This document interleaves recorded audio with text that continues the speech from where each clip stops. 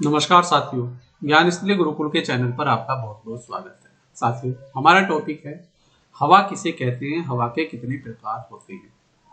Types of winds. देखो, local winds, planetary winds और seasonal. अलग अलग दिशाओं में चलने के कई कारण होते हैं और ठंडी हवा और गर्म हवा के भी कई कारण होते हैं। तो हम सबसे पहले इस बात को समझते हैं कि हवा हमें कैसे महसूस होती है, कैसे दिखाई देती है, कैसे चलती है। देखिए, हवा को देखा नहीं जा सकता है, हवा को सिर्फ महसूस किया जा सकता है। तो सबसे पहले हम एक चीज, जैसे लोकल विंड्स में हमने दिखाया है, इधर गर्म टेम्परेचर दिखाया है, इधर हमने थोड़ा सा कूल टेम्परेचर दिखाया है। तो हवा का नियम यह होता है, गर्म से ठंडे की तरफ स्वतः चलती है और ठंडी हवा गर्म की तरफ चलती है। तो जब गर्म हवा ठंडे की तरफ, ठंडी हवा गर्म की तरफ चलेगी तो हवा का चलना हमें महसूस होता है। जब पृथ्वी अपने अक्ष पर घूमते हुए घूर्णन गति करती है और अपने अक्ष पर घूमने के साथ साथ सूर्य की परिक्रमण गति करती है, तो उसके गति के कारण भी हवाएं चलती हैं। तीसरी बात, जब चंद्रमा पृथ्वी की परिक्रमा करता है, तो चंद्रमा पृथ्वी की जब परिक्रमा करता है तो चंद्रमा और पृथ्वी के गुरुत्वाकर्षण बल के कारण भी हवाएं चलती हैं। फिर हम यहाँ देखते हैं उत्तरी ध्रुव और दक्षिणी ध्रुव। जो हमारा उत्तरी ध्रुव है, यहाँ भी बर्फ दिखाई दे रही है और आपका दक्षिणी ध्रुव पर भी बर्फ दिखाई दे रही है। तो यहाँ से ठंडी हवा ऊपर की तरफ जा रही है, भूमध्य रेखा की तरफ, और यहाँ से भी ठंडी हवाएं नीचे की तरफ हमको आती हुई दिखाई दे रही है। इसी प्रकार जब मानसूनी हवाएं चलती हैं, जब बरसात होती है, तो बरसात में जहां ठंडा मौसम है, ठंडी हवाएं गर्म टेम्परेचर की तरफ जा रही हैं, तो इस तरह से यहां से गर्म टेम्परेचर से घूमते हुए फिर ये इधर को घूमती हुई हमें दिखाई दे रही है। तो इस तरह से हवाओं का चलना हमें महसूस होता है। अब आते हैं इसकी थ्योरी की तरफ। थ्योरी में पवन की परिभाषा वायुमंडल में उच्च दाब हाई प्रेशर वाले क्षेत्र से निम्न दाब लो प्रेशर वाले क्षेत्र की ओर वायु के क्षैतिज प्रवाह को पवन कहते हैं। पवन के मुख्य कारण, पवन के कई कारण होते हैं। पवन के चलने के पीछे ये मुख्य कारण होते हैं: पृथ्वी की सतह का असमान ताप, वायु दाब में अंतर, पृथ्वी का घूर्णन, कोरियोलिस प्रभाव, स्थलाकृति, पहाड़, समुद्र आदि, तापमान का अंतर।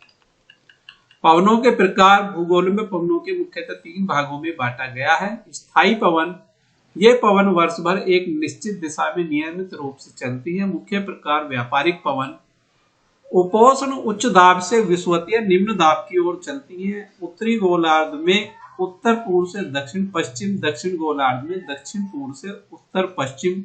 नाविकों के लिए यह अत्यंत उपयोगी होती हैं। विशेषता नियमित और स्थिर रहती हैं। ये पश्चिमी पवनें उपोष्ण उच्च दाब से उपद्रवीय निम्न दाब की ओर दिशा पश्चिम से पूर्व समशीतोष्ण क्षेत्रों में प्रभावी। विशेषता मौसम परिवर्तन लाती हैं। ये ध्रुवीय पूर्वी पवनें ध्रुवीय उच्च दाब से उपध्रुवीय निम्न दाब की ओर दिशा पूर्व से पश्चिम, ठंडी और शुष्क। आवधिक पवन, ये पवन प्रमुख प्रकार मानसूनी पवन ऋतु के अनुसार दिशा बदलती हैं। गर्मी में समुद्र से स्थल, सर्दी में स्थल से समुद्र। भारत की वर्षा का मुख्य स्रोत ये होती है। विशेषता मौसमी परिवर्तन, स्थल समीर रात में चलती हैं स्थल से समुद्र की ओर, कारण भूमि जल्दी ठंडी हो जाती है, तो इस तरह से ये चलती है। समुद्री समीर दिन में चलती हैं, समुद्र से स्थल की ओर चलती है, कारण भूमि जल्दी गर्म हो जाती है।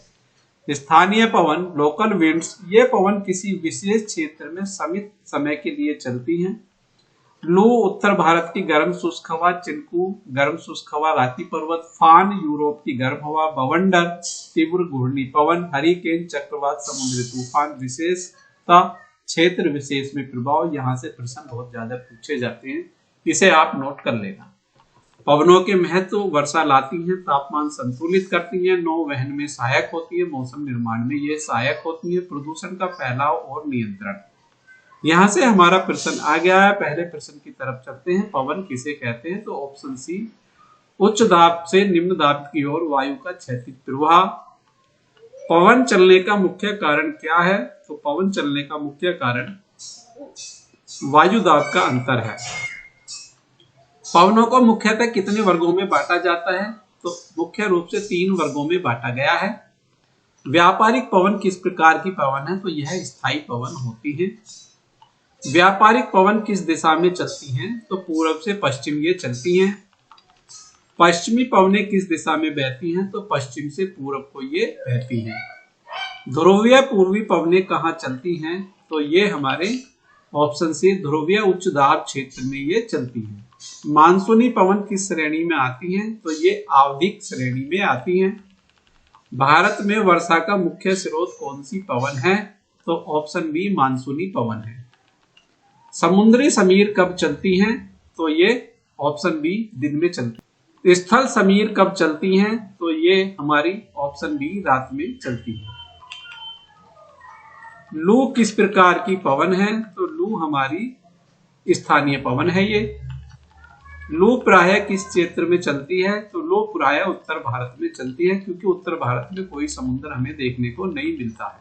दिशा क्या होती है? तो समुद्री समीर की दिशा समुद्र से स्थल की ओर होती है। स्थल समीर की दिशा क्या होती है? तो स्थल से समुद्र की तरफ यह होती है।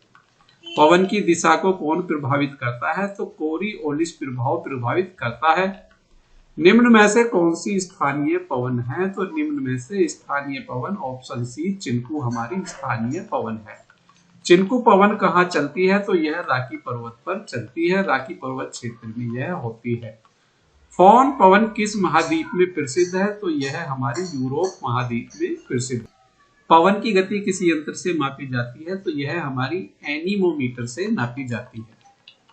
पवन की दिशा किससे ज्ञात की जाती है? तो पवनदर्शी से यह ज्ञात की जाती है। बवंडर किस प्रकार की पवन है? तो बवंडर हमारी ऑप्शन बी स्थानीय पवन है। पवनों का सबसे बड़ा वैश्विक कारण क्या है? तो पृथ्वी का असमान ताप होता है। मानसून शब्द किस भाषा से आया है? तो यह अरबी भाषा से आया है।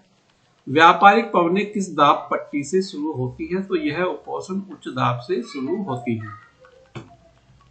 पवन की गति की इकाई क्या है? तो पवन की गति की इकाई किलोमीटर प्रति घंटा है। निम्न में कौन सी आवधिक पवन है? तो आवधिक पवन का उदाहरण हमारा ऑप्शन बी मानसून है, जो अवधि के अनुसार होती है। पवनों के मोड़ने का क्या कारण है? तो पवनों के मोड़ने का कारण पृथ्वी का घूर्णन होता है। पश्चिमी पवनें मुख्यतः किस क्षेत्र में प्रभावी हैं? तो यह समशीतोष्ण क्षेत्र में प्रभावी होती हैं। निम्न में से कौन सी स्थायी पवन है? तो स्थायी पवन हमारी व्यापारिक पवनें होती हैं, जो एक ही स्थान पर चलती हैं। साथियों, पवन से संबंधित यह टॉपिक यदि आपको अच्छा लगा है तो वीडियो को लाइक कीजिए, वीडियो को शेयर कीजिए। यदि आपने हमारा चैनल सब्सक्राइब नहीं किया है तो चैनल को सब्सक्राइब कीजिए। हमारे चैनल पर history, political, geography, economics, current affairs और हिंदी व्याकरण आदि की वीडियो इसी फॉर्मेट में मिलती हैं। मिलते हैं नई अपडेट और नई वीडियो के साथ। तब तक के लिए जय हिंद, जय भारत, धन्यवाद। साथियों, आपका दिन शुभ हो।